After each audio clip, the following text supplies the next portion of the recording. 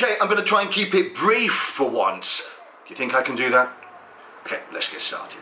Now, a couple of weeks ago they were talking about the sugar tax in the United Kingdom that has been introduced and how successful it's been, and particularly in relation to Boris Johnson, Prime Ministerial candidate, most likely to become the Prime Minister, and his attitude towards things like sugar taxes, because his attitude generally is quite liberal, and it says these taxes shouldn't be there, people should be able to have the free choice to do what they want to do.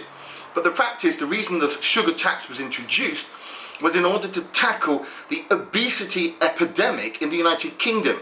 The UK is officially the fattest country in Europe, and it's getting fatter. We also hear an awful lot, particularly because of social media, about body shaming, and fat shaming particularly, and the prejudice that people who are fat and obese suffer from. I read an article today about, it was from the HuffPost, I believe. It's an American journalist who was writing it. And I hadn't really thought about this before, but they called it, well, I'm calling it muscle shaming. The fact that bodybuilders suffer quite a bit of prejudice in the workplace. That bodybuilders are not, or muscle people with relatively big muscles, or developed muscles, are not represented in fields like lawyers, or not represented enough in fields like the law, medicine, pharmacies, politics, and that sort of stuff.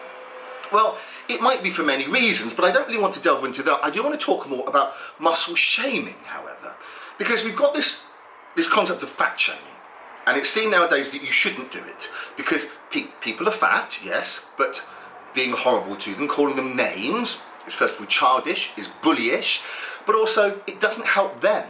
Most fat people know they're fat, they know they've got a problem, they know they need help, they don't always know how to go about it, but they know they need guidance, and it's not always easy. Lots of things in life aren't always easy, and sometimes the best things in life are hard.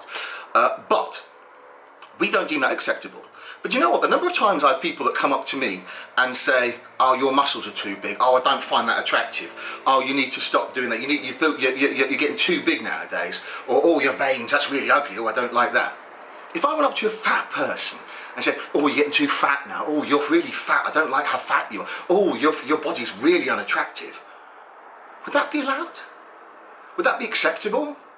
And yet I'm actively going out to try and improve myself for all sorts of reasons, reasons that you might not agree with, other people might not like, but you know, I'm making a decision to change my body.